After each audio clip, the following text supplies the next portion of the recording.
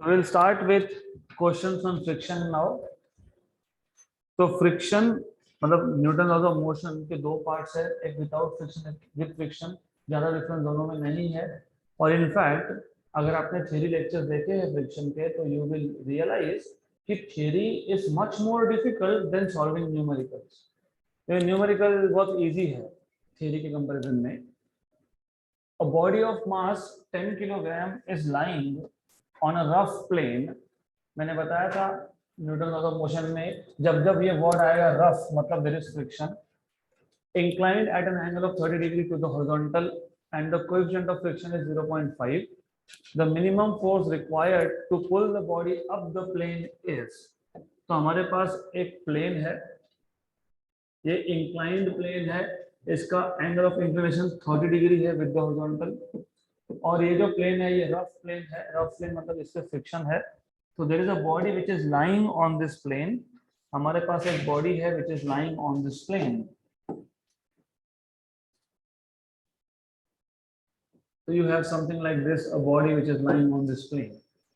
आगे आपको बोला है इस बॉडी का मास है 10 kg, it is lying on a rough plane, plane का angle 30 degree, coefficient of friction is 0.5, the minimum force required to pull the body up the plane is. तो minimum force required to pull the body up the plane वो बाद में देखते हैं। पहले ये देख लेंगे कि जब एक बॉडी एक इंक्लाइन प्लेन पे है तो what are the forces acting. एक तो है weight mg which is vertically downwards. तो weight mg acts vertically downwards. Then you have a normal reaction force which is normal to the surface in contact। ये तो हमने पहले भी देखा था, ये तो रहेगा ही वहां पे। तो ये है नॉर्मल रिएक्शन यहाँ पे n, ये एंगल 30 तो ये एंगल भी 30। मैं इन जनरल 30 की जगह पे लिखूंगा थीटा, हम बाद में सब्स्टिट्यूट कर देंगे क्योंकि जनरल फॉर्मूला बन जाएगा हमारा फिर। तो if you know this angle theta which means this angle theta, if this is theta this is mg cos theta, और mg cos theta ये है तो यहाँ पे है mg sin theta। ये तो ऑलरेडी हमको पता है। अब आपको पूछा है कि हमको बॉडी को अप द इंक्लाइन प्लेन ले जाना है तो how much is the force required. तो मैं फोर्स एक्सर्ट करूंगा अपवर्ड डायरेक्शन में, राइट। इसको मैं पुल करूंगा, पुलिंग फोर्स है तो मैं नाम दे दूंगा इसको P, राइट। तो इतना ही चेंज है अब कि आप इसको ऊपर खींच रहे हो। अभी तक हमने देखा कि जो प्लेन था ये स्मूथ था, स्मूथ था मतलब फ्रिक्शन नहीं था। लेकिन अब since you are pulling it up, body ऊपर जाएगा तो फ्रिक्शन इसको अपोज करता है। तो फ्रिक्शन मोशन को अपोजिट डायरेक्शन में होता है। मोशन कहाँ है अप, तो फ्रिक्शन कहाँ है डाउन। तो यहाँ पे और एक फोर्स है फ्रिक्शन। तो here you have frictional force also, force of friction F, right. Clear यहाँ तक। तो व्हाट डू यू सी, अगर मैं इसका फ्री बॉडी डायग्राम ड्रॉ करता तो what do I see, there is a force mg sin theta in downward direction. Downward मतलब not vertically downward, downward मतलब डाउन द इंक्लाइंड प्लेन। ये हमारे पास है mg sin theta. There is a force of friction in the same direction. तो यहाँ पे एक फोर्स ऑफ फ्रिक्शन है सेम डायरेक्शन में, तो ये फोर्स ऑफ फ्रिक्शन है F। और ऊपर के डायरेक्शन में एक पुलिंग फोर्स है जो बॉडी को ऊपर लेके जाने का काम करेगा P, राइट। तो what do we notice is P equal to क्या आएगा, P equal to mg sin theta plus F। तो P will be equal to mg sin theta plus F। So you will get this as P equal to mg sin theta plus F, right? यहाँ तक clear? What is force of friction? Mu times of normal reaction. So force of friction F is mu times of normal reaction. But looking from here, normal reaction N is mg cos theta, right. तो आप लिखोगे यहाँ पे this is equal to mu mg cos theta, mu mg cos theta. तो ये आ गया force of friction equation number 2 जो जाएगा इक्वेशन नंबर 1 में।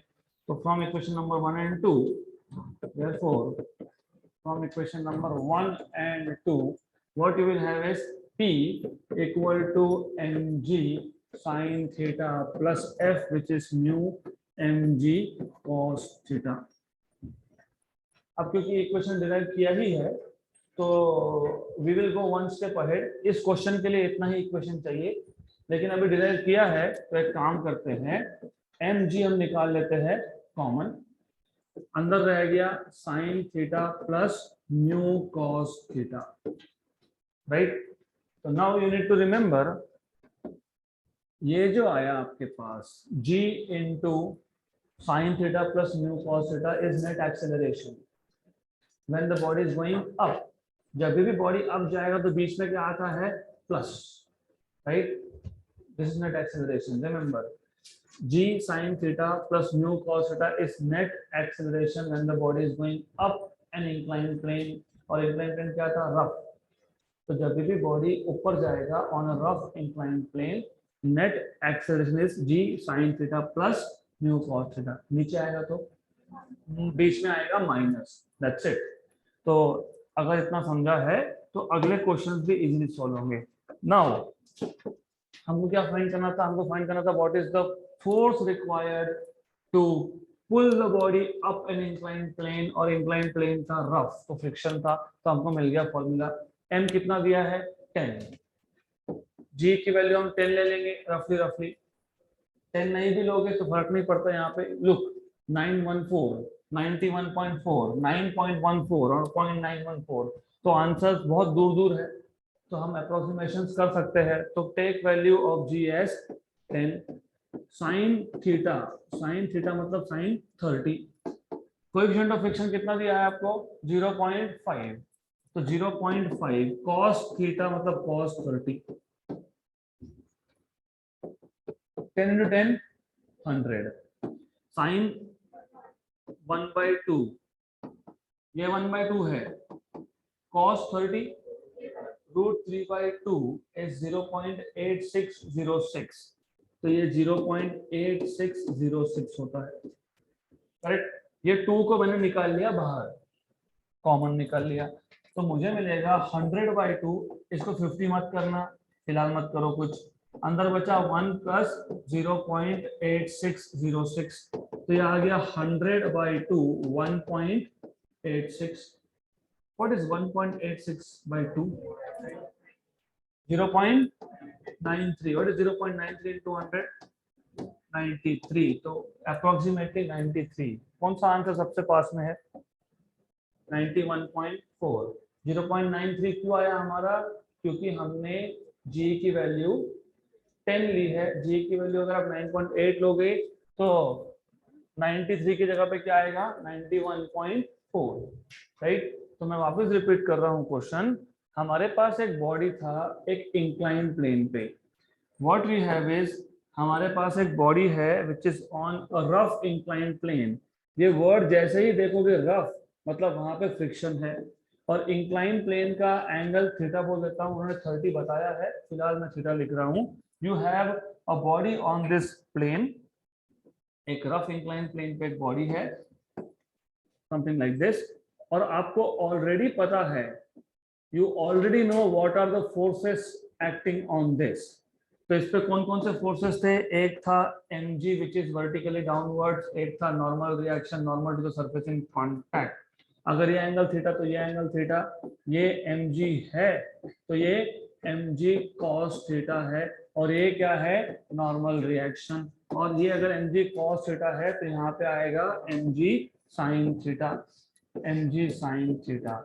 What do we see is from this diagram, normal reaction equal to mg cos theta।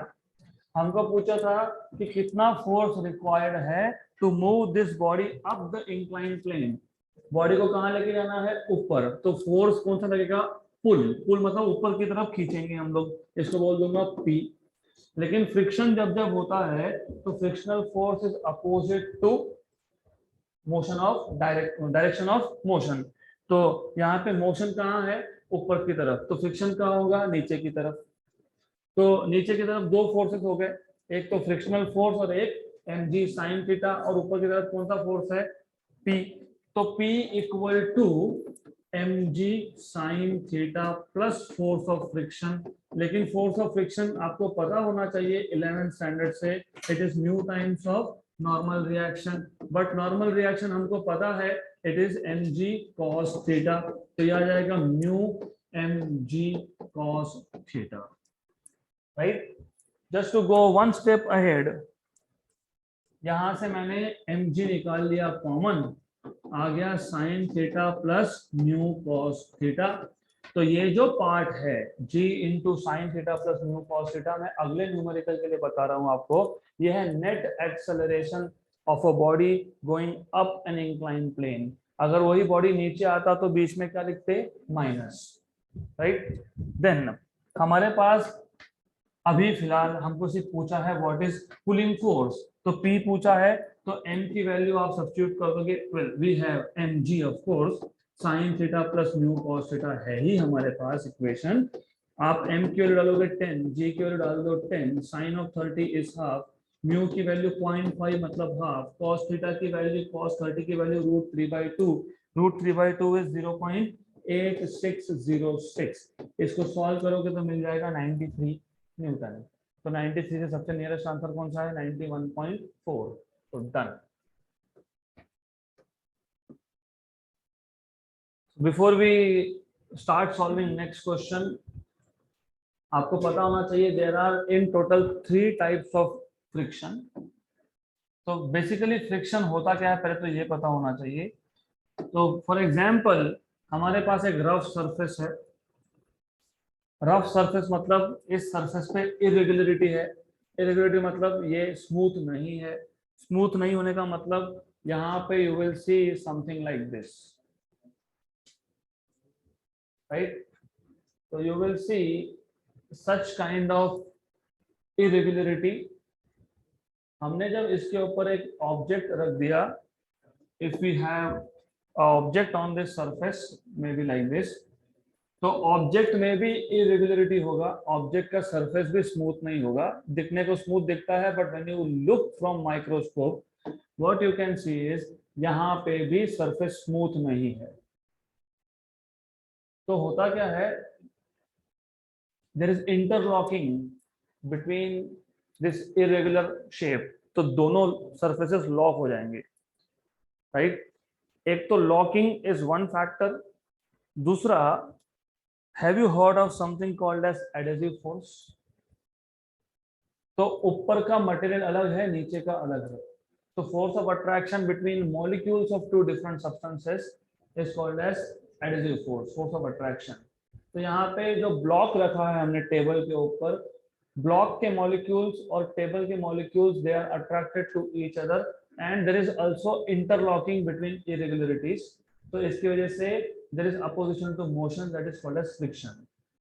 अब अगर मैंने इस ऑब्जेक्ट पे फोर्स लगा दिया, देन व्हाट हैपेंस इज, मैंने फोर्स अप्लाई किया, the body is not moving.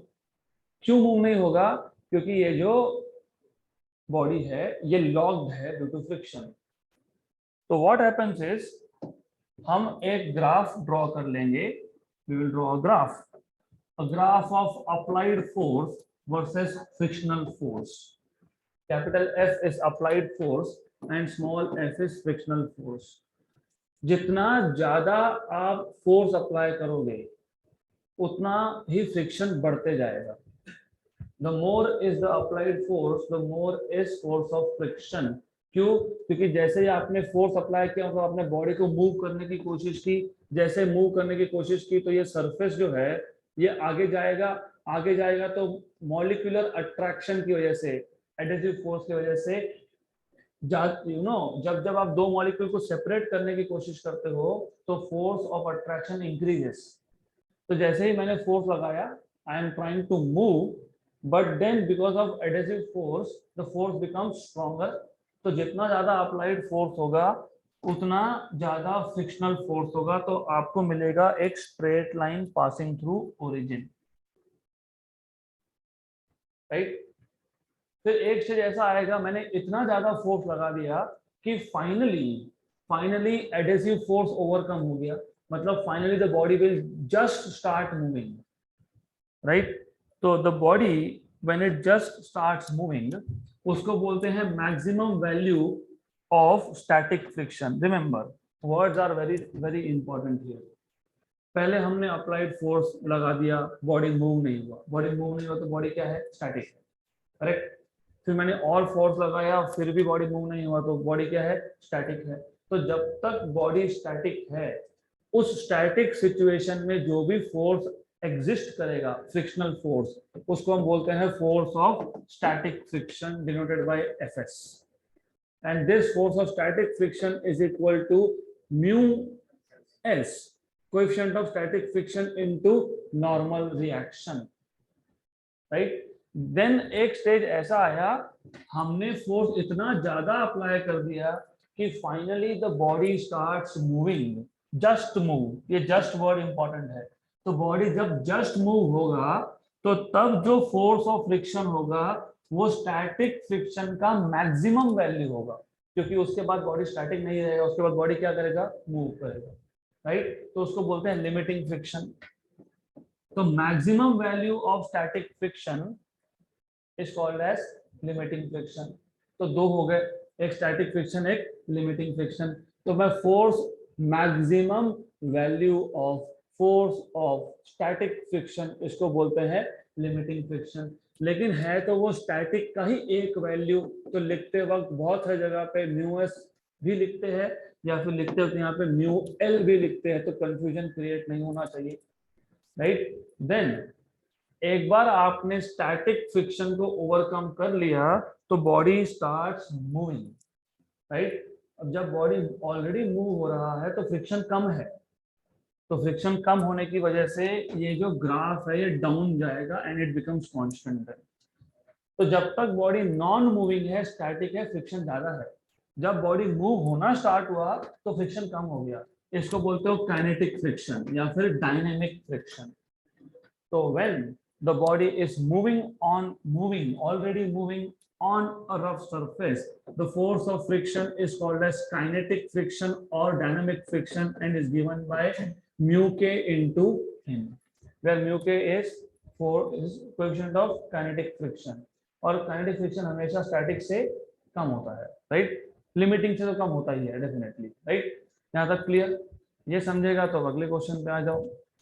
A body of weight 64 Newton is pushed with just enough.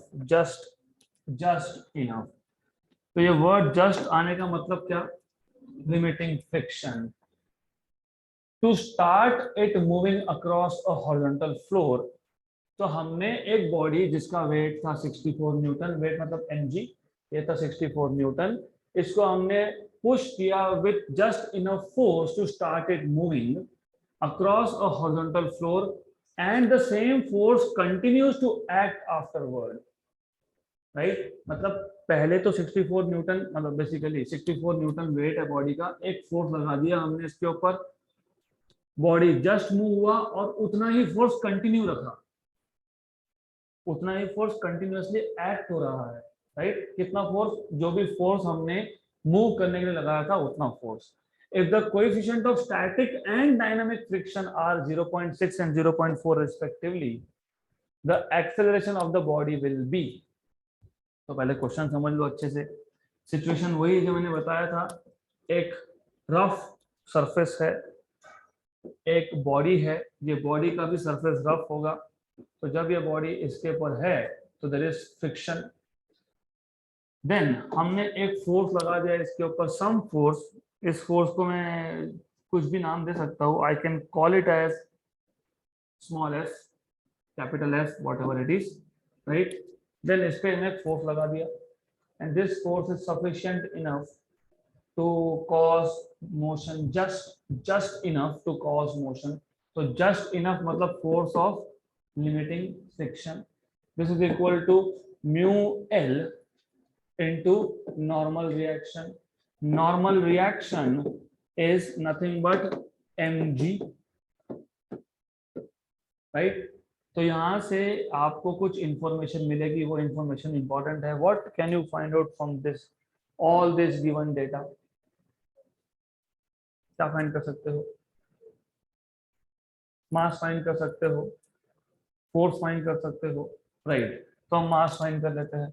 Mass of the body m is force of limiting friction upon mu l into g. What is force of limiting friction? What is force of limiting friction? कितना value दिया है limiting friction का?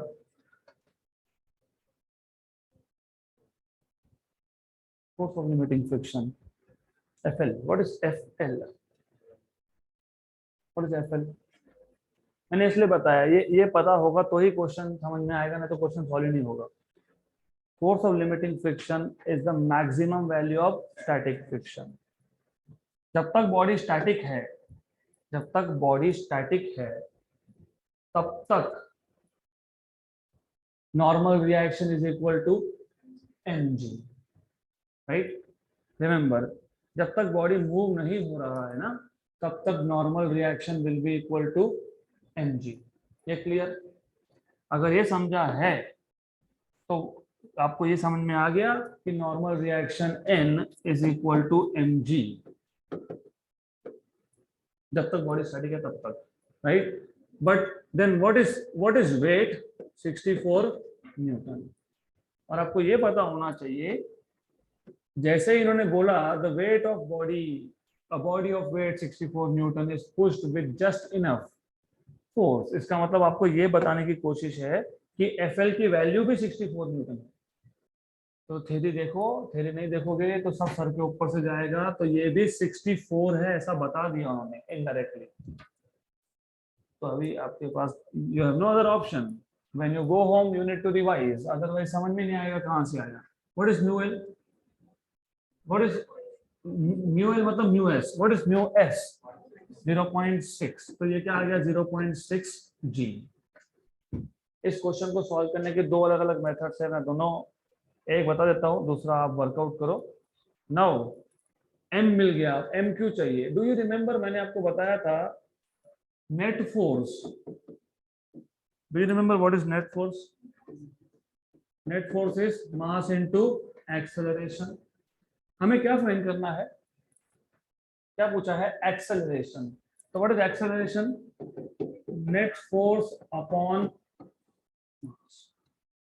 Right? Net force will be driving force minus opposing force. ये driving force को मैं P बोल देता हूं, और अपोज किसने किया? काइनेटिक फ्रिक्शन ने. क्यों? क्योंकि क्वेश्चन में क्लियरली बोला है कि एक बार बॉडी मूव होना स्टार्ट हुआ तो कंटिन्यूअसली उस पर उतना ही फोर्स लग रहा है. कितना फोर्स लग रहा है? 64 न्यूटन का, राइट? और अपोज कौन करेगा फिर? Kinetic friction. क्यों? क्योंकि बॉडी मोशन में आ गया तो फ्रिक्शन कौन सा होता है? काइनेटिक. तो this is driving force P minus opposing force Fk upon m, right? ये तो it's very simple logic. P force body को मोशन में ला रहा है और काइनेटिक फ्रिक्शन उसको अपोज कर रहा है. तो net force is forward force minus backward force P minus Fk upon m. तो यहाँ तो कंफ्यूजन का कोई केस ही नहीं है, ये तो क्लियर है. लेकिन मैंने अभी अभी बताया P फोर्स कितना है? 64 न्यूटन. क्योंकि यही P फोर्स क्या था? Force of limiting friction. और यही लिमिटिंग फ्रिक्शन क्या था? Weight of the body, right?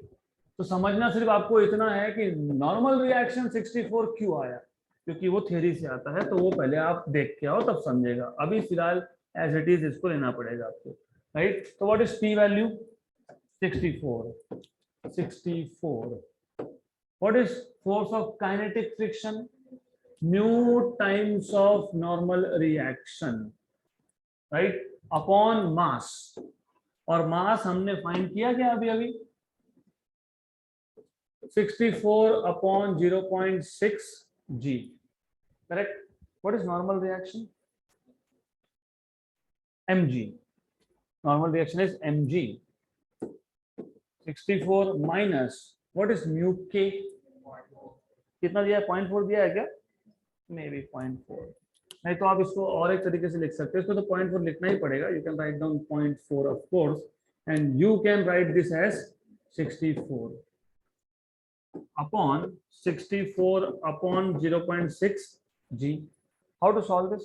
64 common निकाल के कैंसल, ऊपर क्या आया 1 माइनस 0.4 मतलब कितना 0.6 right, upon 1 upon 0.6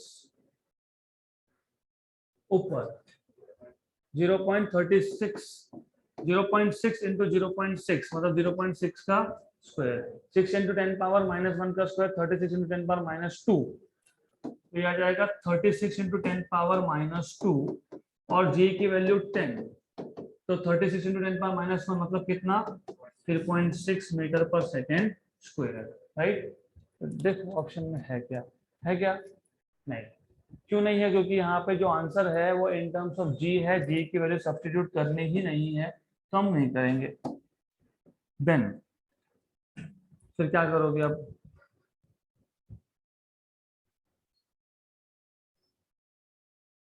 where did we go wrong, answer match नहीं हो रहा तो समथिंग इज रॉन्ग, यहां तक तो नथिंग इज रॉन्ग, तो व्हाट इज रॉन्ग, क्या गलत है यहाँ पे, क्या गलत है, इज एनीथिंग रॉन्ग और एवरीथिंग इज गुड, कुछ तो गलत हुआ, what,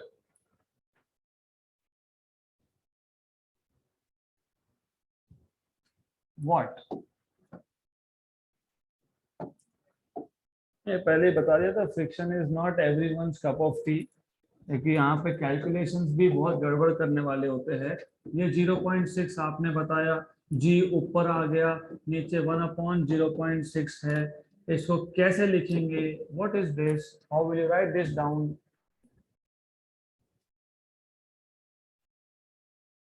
what is 36/100 0.36, answer, do you see something, if you don't see something I'll have to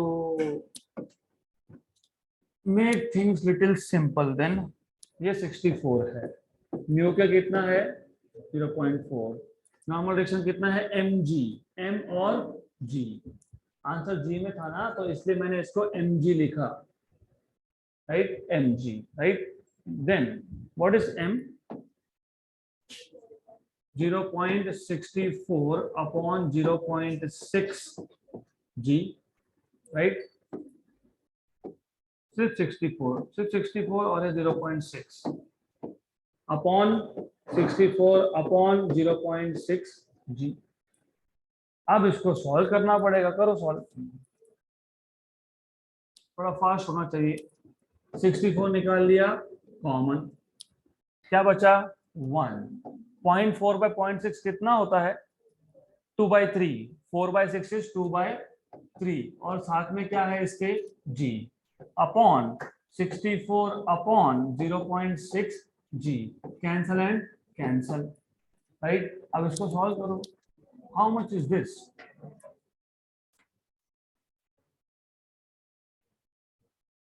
one minus 2/3 है,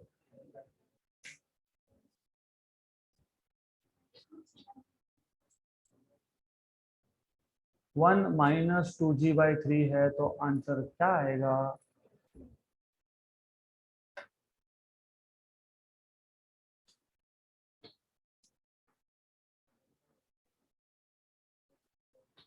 वे सबका ध्यान यहाँ पे, क्योंकि सिंपल कैलकुलेशंस में अगर इतना गड़बड़ हुआ, मैंने एक चीज यहाँ पे नहीं लिखी है, कौन सी नहीं लिखी है, something is missing, what is missing, ये एक और जी था, अब मुझे बताओ कि ये क्या आएगा, 1 माइनस 2/3 कितना 1/3, ठीक है 1/3 अपॉन ये जो है इसको ऊपर भेज देते हैं, व्हाट अबाउट दिस, हो गया क्वेश्चन सॉल्व, मैं वही बता रहा हूँ, क्वेश्चन 0.6 गया ऊपर, नीचे आया 3, ये है g, ये है 1 और 0.2 था, तो 0.2g तो है आंसर में, है क्या, राइट, यही कैलकुलेशन पिछले से ही आ रहा था, लास्ट टाइम जो हम कर रहे थे वहां से भी यही आता है। Only thing is you need to pay attention here properly and then you can solve this. गलती कहाँ हुई? गलती हुई कि नॉर्मल रिएक्शन को डायरेक्टली तुमने लिख दिया mg, पर ये भूल गए कि m की वैल्यू हमने कहां से लाई? वो हमने लाई लिमिटिंग फ्रिक्शन से। यू सी, छोटे छोटे चीजें they are really important. Look again, यहां तक सब सही था। 64 minus mu K N upon 64 upon 0.6 G. सिर्फ गलती एक हुई कि हमने नॉर्मल रिएक्शन को डायरेक्ट लिख दिया mg, राइट? लेकिन ये कौन सा फ्रिक्शन है? काइनेटिक। लेकिन m फाइंड करते वक्त उसमें कौन सा फ्रिक्शन था? लिमिटिंग। तो डायरेक्टली n की वैल्यू 64 क्यों सब्स्टिट्यूट किया? नहीं कर सकते, you can not do this, क्योंकि m की वैल्यू जो आ रही है वो m की वैल्यू आती है लिमिटिंग फ्रिक्शन से। तो वो हमारी गलती है कि डायरेक्टली 64 लिख दिया हमने। दैट वाज नॉट करेक्ट, क्योंकि दो अलग अलग फ्रिक्शंस इन्वॉल्व है। इसी के लिए मैंने पहले मास निकाला in terms of limiting friction. पहले लिमिटिंग फ्रिक्शन था, फिर बॉडी मूव हुआ, फिर कौन सा फ्रिक्शन हो गया? काइनेटिक। तो यहाँ पे जो m की वैल्यू है, ये m की value you will be finding from limiting friction which is 64 upon 0.6 g and remember, ये कैंसिल होने के बाद क्या बचा? 64 अपॉन 0.6। अगर आप डायरेक्टली n की वैल्यू 64 लिखते तो डिफरेंस है, हमने डायरेक्टली 64 लिखा था, हमारे पास आया क्या? 64 अपॉन 0.6। क्लियर? तो इसके लिए आपका आंसर मैच नहीं हो रहा था क्योंकि डायरेक्टली 64 लिख दिया। अरे बट m ये लिमिटिंग से आया, तो that is the only issue that you have to correct. अभी क्लियर हुआ? राइट? तो नेक्स्ट टाइम याद रखना, ऐसे टाइप के क्वेश्चन आए कि पहले एक बॉडी रेस्ट पे था, हमने जस्ट इनफ फोर्स लगा दिया, मतलब लिमिटिंग फ्रिक्शन, फिर बॉडी मोशन में आया और उतना ही फोर्स हम कंटिन्यूअसली लगा रहे हैं। अगर ऐसे क्वेश्चन आते हैं तो पहले लिमिटिंग फ्रिक्शन के फॉर्मूला से m फाइंड करो, फिर net force equal to ma, a equal to F net upon m। Net is driving minus opposing. Opposing is kinetic when the body is in motion, not limiting, kinetic. So kinetic friction is mu times of normal reaction. Normal reaction में mg में m is 64 upon 0.6 g. Done. So before we go ahead to next question, again we need to know little bit of theory. तो अभी हमारे पास एक object है, वो object एक रफ इंक्लाइन प्लेन पे है। तो अगेन सेम सिचुएशन, हमारे पास एक ऑब्जेक्ट है, it is on a rough incline plane, angle of inclination is some angle theta. Then हमको इस बॉडी को ऊपर लेके जाना है।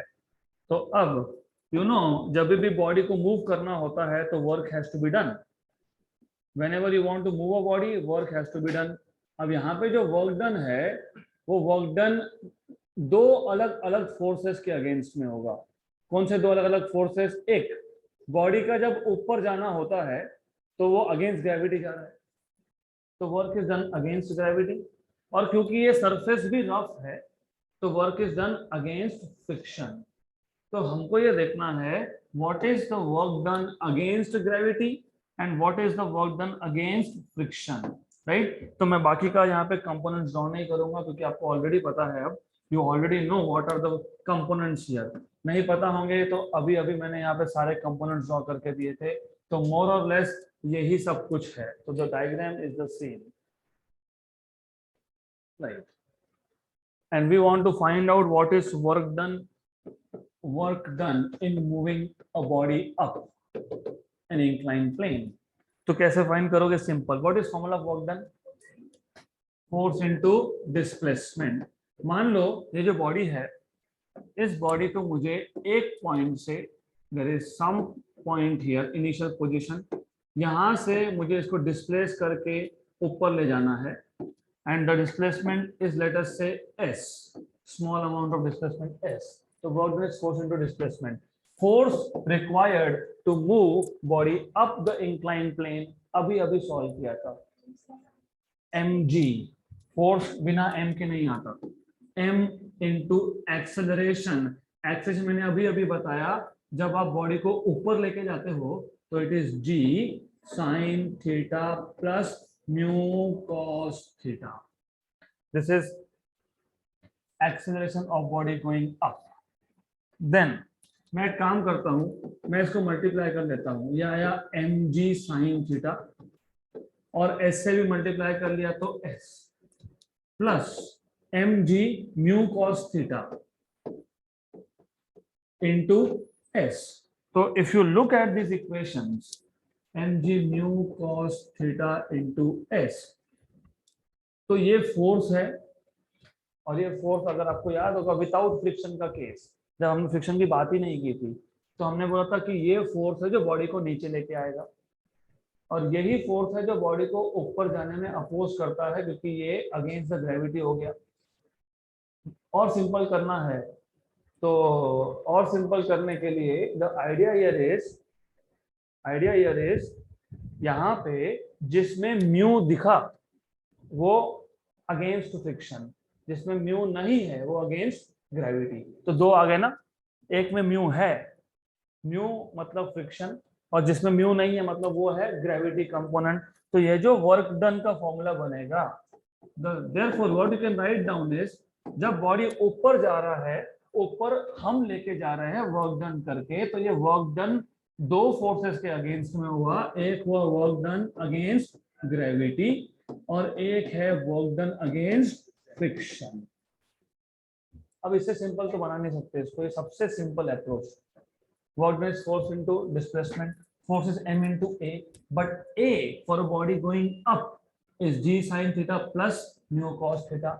सॉल्व कर लिया, s is distance through which the body is moving, multiply कर लिया m g sine theta into s, ये एक टर्म मिल गया, ये हो गया वर्क डन अगेंस्ट ग्रेविटी, क्योंकि ग्रेविटेशनल फोर्स नीचे की तरफ था, g sine theta into m, और ये आ गया m g cos theta mu into s, ये हो गया work done against friction. Right. अब ये इंक्लाइन प्लेन था, तो work done case A on an inclined plane.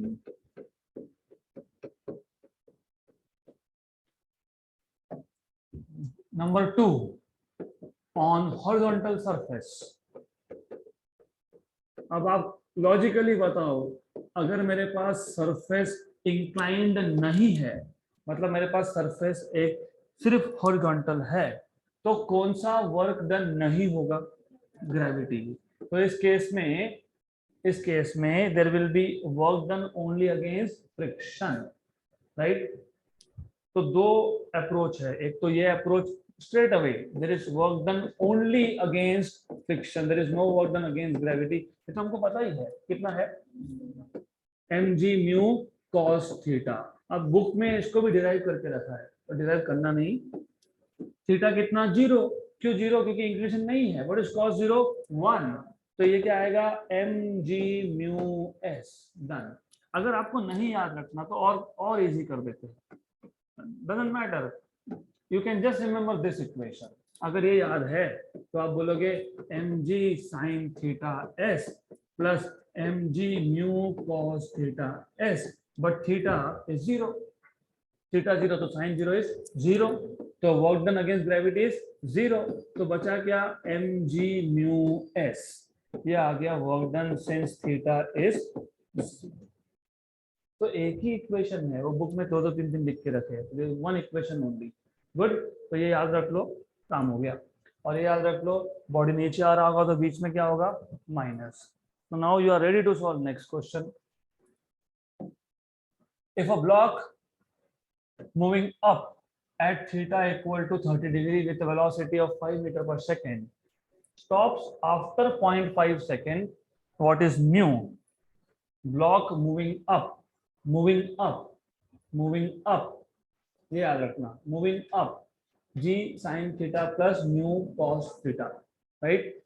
stops after, आपको टाइम भी दे दिया, इनिशियल वेलोसिटी दे दिया. इनिशियल वेलोसिटी कितना है? 5 मीटर पर सेकेंड. थीटा की वैल्यू है 30. Stops after time of 0.5 second. Find out what is mu. Stops मतलब final velocity is 0. You know what is v?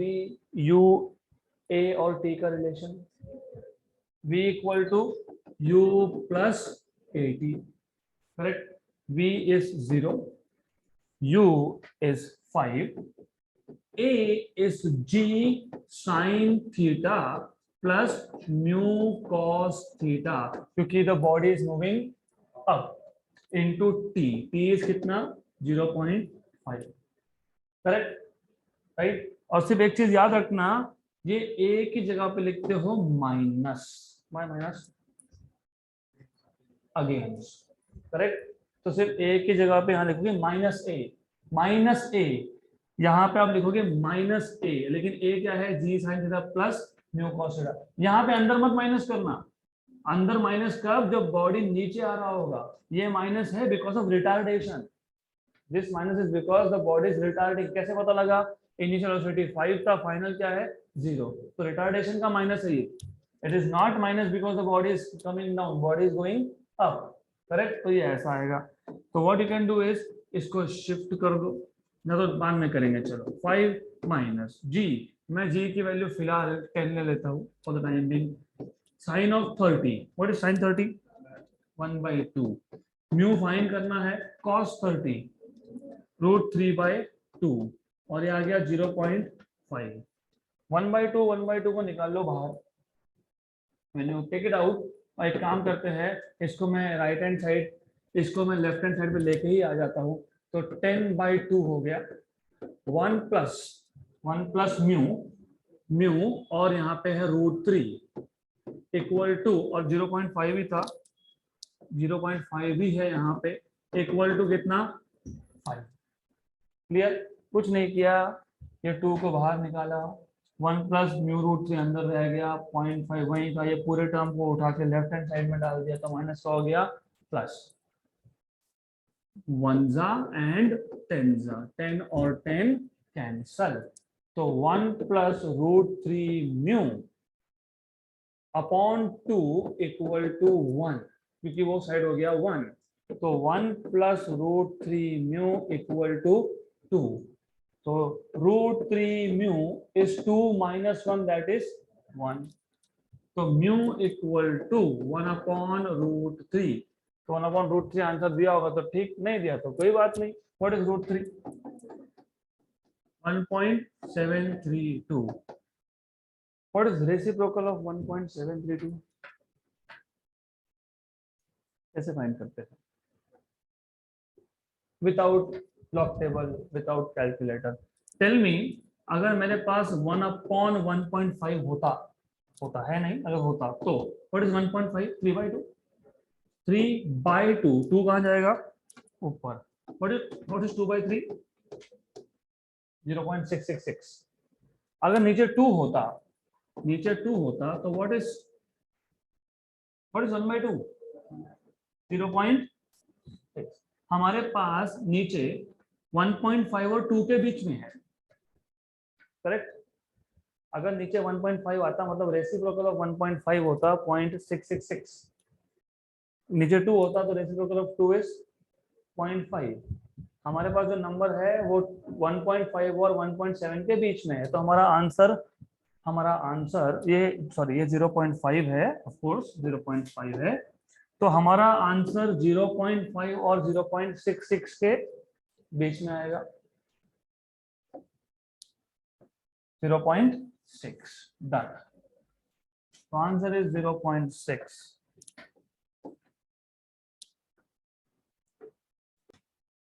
Next question,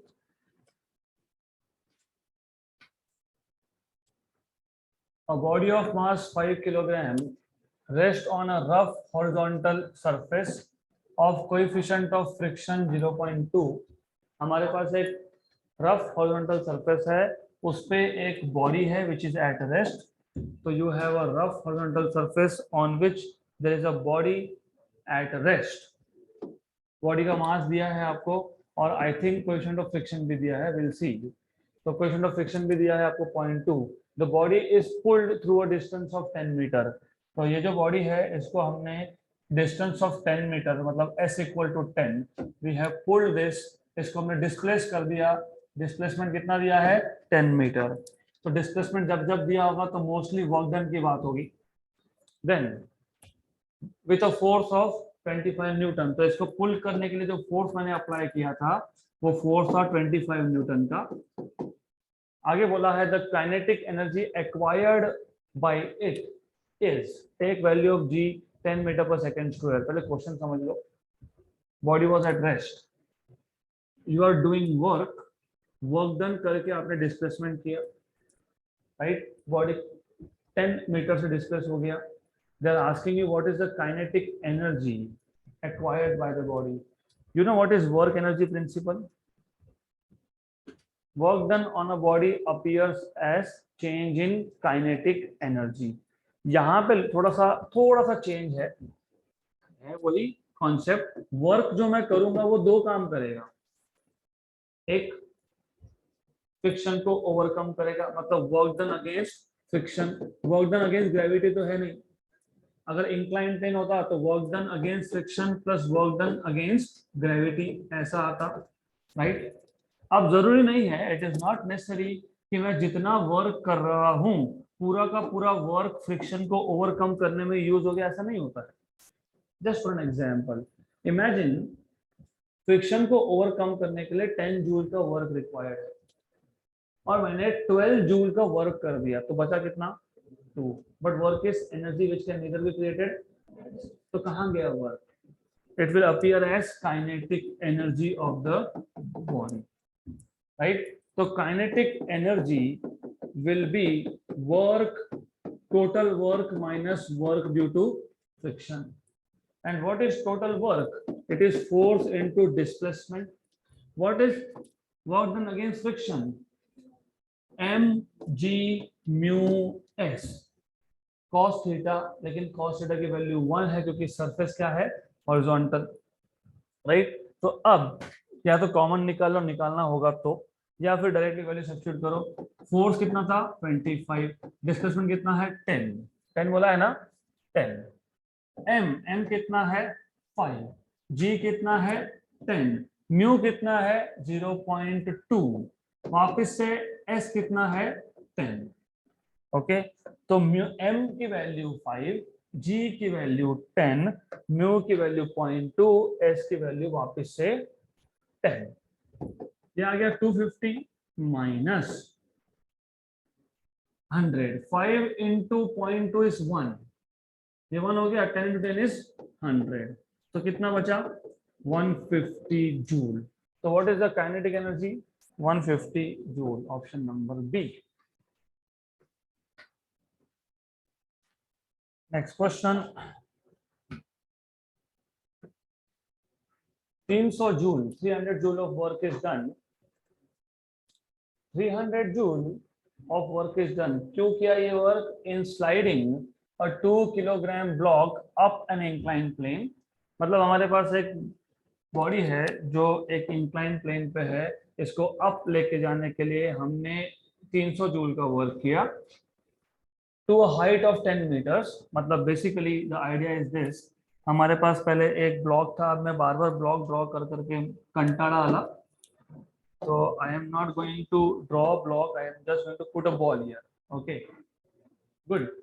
So then what you have is, आपने इसको नीचे से bottom से एक height पे लेके गए और ये हाइट कितना है? 10 मीटर। क्या height? Not length of the plane, height.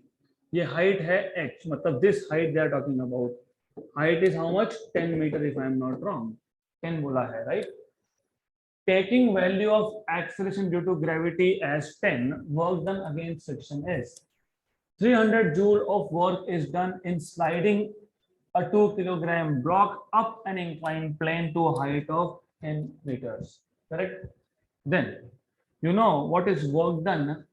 Work done to take a body up a rough plane, it is work done against gravity. So work done against gravity plus work done against friction. हमें क्या पूछा है? Work done against friction पूछा है ना, what is work done against friction? तो work done against friction is total work minus work done against gravity. ये तो 300 जूल बता ही दिया। What is this? mg sin theta into s, mg sin theta into s, where s is this distance. हमको ना s दिया है ना हमको ये थीटा बताया है. But wait a minute, what is sin theta? h upon s. तो what is h? s sin theta. तो ये जो s sin थीटा है वो क्या है? h, mgh, right. वैसे तो पता होना चाहिए था कि पोटेंशियल एनर्जी चेंज होगा. यहाँ पे जीरो पोटेंशियल एनर्जी, वहां पे maximum potential energy. What is m? अरे बोला है ना यहाँ पे 2 kg. g की वैल्यू कितनी? 10. इसकी वैल्यू कितनी? 10. 200 और ये 300, तो कितना? 100. तो what is work done against friction? कितना? 100. तो what is work done against gravity? 200. वैसे तो सॉल्व भी किया, लेकिन टोटल 300 में से अगर 100 अगेंस्ट फ्रिक्शन है तो बचा हुआ 200 अगेंस्ट ग्रेविटी है. 100 जूल. Next question. अगला question. A block of mass 1 kilogram slides down on a rough inclined plane of inclination 60 degree starting from its top. If the coefficient of kinetic friction is 0.5, length of the plane is 1 meter, then work done against friction is. ज्यादा सोचने का काम नहीं है. Work done against friction का formula अभी याद हो जाना चाहिए. mg mu cos theta into s. मास 1, g की वैल्यू 9.8, म्यू काइनेटिक फ्रिक्शन का कोएफिशिएंट कितना बोला है? 0.5, cos ऑफ 60 और लेंथ ऑफ द प्लेन कितना है? कितना है? 1 मीटर. What is cos 60? 1/2. 1/2 मतलब 0.5. 0.5 इंटू 0.5 0.25. क्या तो एक काम करो, ज्यादा फ्रैक्शन में अगर नहीं करना है तो 0.5 को लिख लो 1/2. ये भी है 1/2. 1/2 और 1/2 1/4. 9.8/4. 9.8 का हाफ 4.9, उसका half 2.45. 2.45. Option number C. Very difficult question.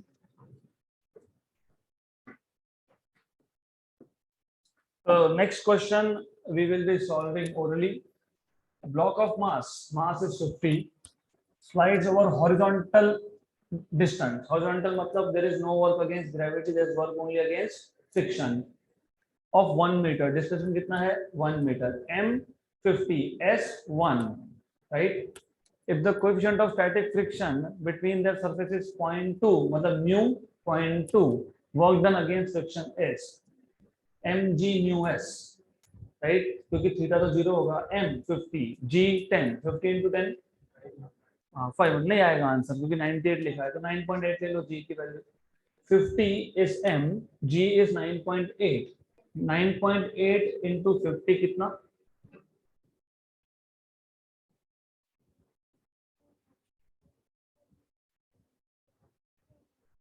490. 490 into mu 0.2. 490 into 0.2 कितना? 98. 98 और क्या रह गया? s. s कितना? 90. खत्म. तो हमने क्या किया?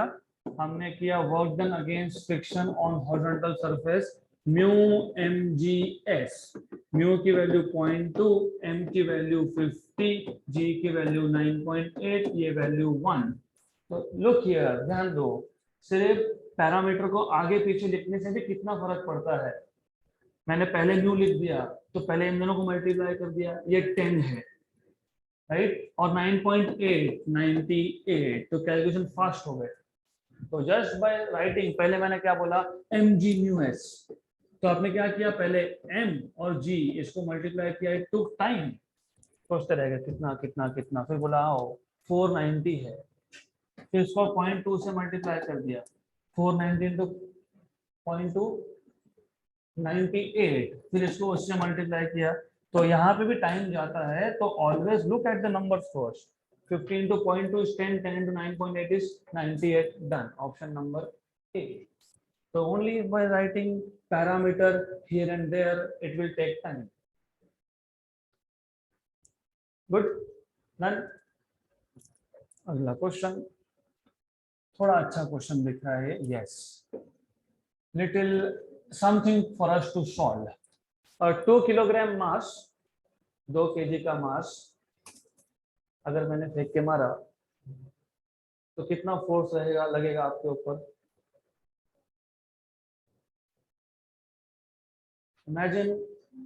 imagine who is troubling me here.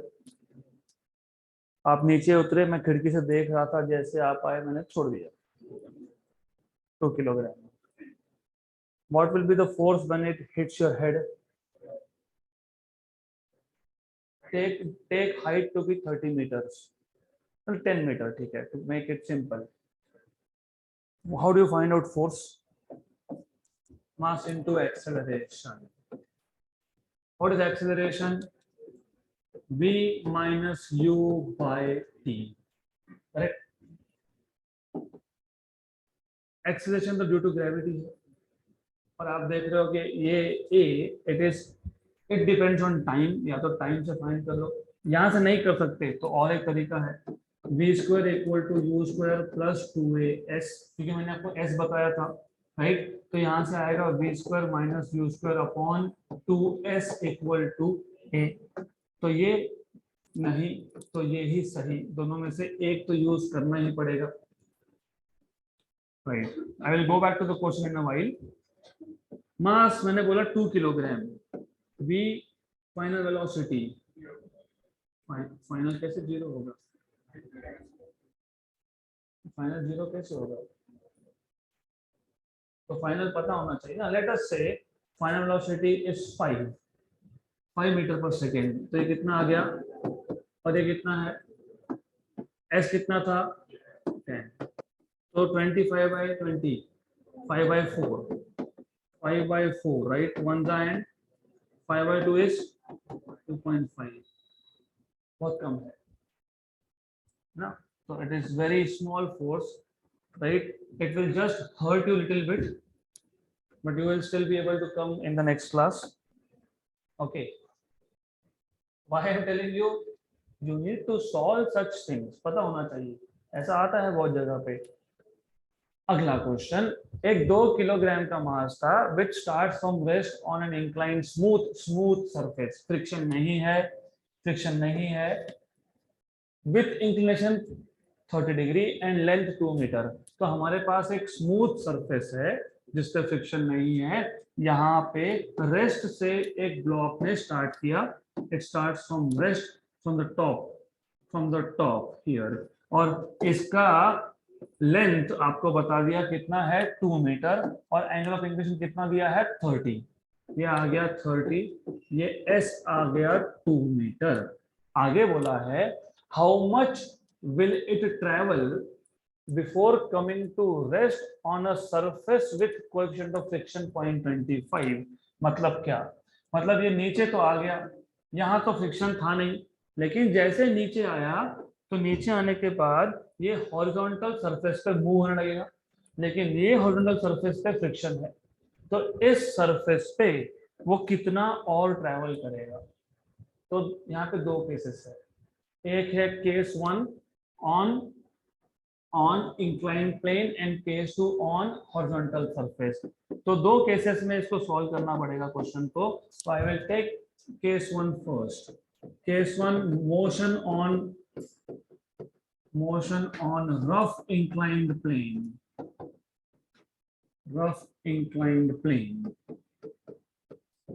Right. You know it is starting from rest. You can find out this. Find कर सकते हो भी, कैसे फाइंड करोगे? मैंने आपको बताया था रफ सरफेस पे जब ऑब्जेक्ट नीचे आता है तो वह नीचे क्यों आता है? mg sin theta. mg sin theta कैसे आता है ना? स्मूथ सरफेस पे, रफ पे mg sin theta plus mu cos theta, right. तो स्मूथ सरफेस पे क्या होता है? what is acceleration downwards on a smooth surface? g sin theta. मतलब आपको a पता है, a कितना आएगा जी साइन थीटा, थीटा कितना है 30, तो G sine 30, what is sine 30 half, तो कितना आ गया g/2, ये आ गया। ए पता लग गया, एस पता है, यू पता है, what you can find out is v, आपको फाइनल वेलोसिटी मिल जाएगा v square equal to u square plus 2as। आप समझ में आया कि ये फॉर्मूला मैंने वो एग्जांपल के थ्रू क्यों बताया, क्योंकि ये यूज करना था यहाँ पे, राइट। तो v फाइंड करना है, u 0 है, a ये g/2 है, s तो s है वो सब्स्टिट्यूट कर दूंगा मैं, 2 कैंसिल, तो v square is gs, s कितना 2, तो 2g, और g की वैल्यू कुछ बोला है कि आपको नहीं, तो हम इसको ऐसे रखते हैं फिलहाल, v square is 2g, right. You can take g 9.8, you can take 10, फिलहाल ऐसे ही रखो। उसके बाद मोशन किस पे है, रफ सरफेस पे, और ये रफ सरफेस क्या है, हॉरिजॉन्टल, तो मोशन ऑन रफ यहाँ पे मोशन ऑन रफ नहीं, ये है मोशन ऑन स्मूथ। एक काम करना, हम स्मूथ पे सॉल्व करते हैं, एज अ असाइनमेंट आप उल्टा कर लेना, आप इंक्लाइन प्लेन को रफ कर देना विद फ्रिक्शन कोएफिशिएंट 2.25 और हॉरिजॉन्टल सरफेस को स्मूथ करना और चेक करना आंसर क्या आता है, that is homework for you. तो motion on rough horizontal surface, अब हॉरिजॉन्टल सरफेस अगर रफ हो तो ज्यादा सोचने का काम नहीं होता है, यहाँ पे ए डायरेक्टली म्यू इनटू जी होता है, acceleration on a rough horizontal surface is mu into g, mu g, ये पता होना चाहिए। ये कैसे आया, थ्योरी लेक्चर देखे, तो it is mu g, it's not very difficult task, already पता है, ये सब कुछ पता है, you already know everything that is required, यही फॉर्मूला है, नथिंग न्यू। हॉरिजॉन्टल सरफेस मतलब थीटा कितना, साइन 0 कितना, कॉस कितना 1, क्या बचा, तो वैसे आता है।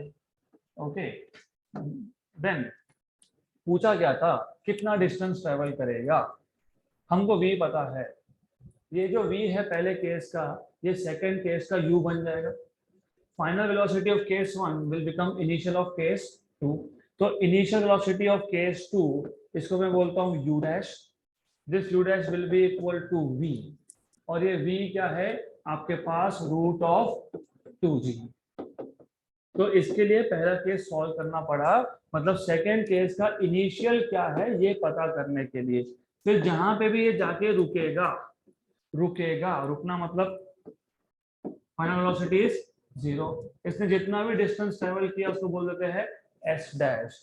हमें वापस क्या पता है, u पता है, a पता है, v मालूम है, और s डैश पूछा है, राइट। तो वापस से वही v dash square equal to u dash square plus 2a dash s dash, इसको भी a dash बोल देता हूं, this is 0, this is 2g, ये माइनस होगा क्योंकि रिटार्डेशन है, तो प्लस के यहाँ पे क्या आएगा माइनस, और a dash कितना था म्यू जी, और s dash पूछा है, तो क्या मिल गया 2g equal to 2 mu g s dash, 2g गया, s dash is 1 upon mu, 1 upon 0.25, this is 100 upon 25, 1 का एंड 4 का, तो कितना मीटर जाएगा 4 मीटर, ऑप्शन नंबर 8।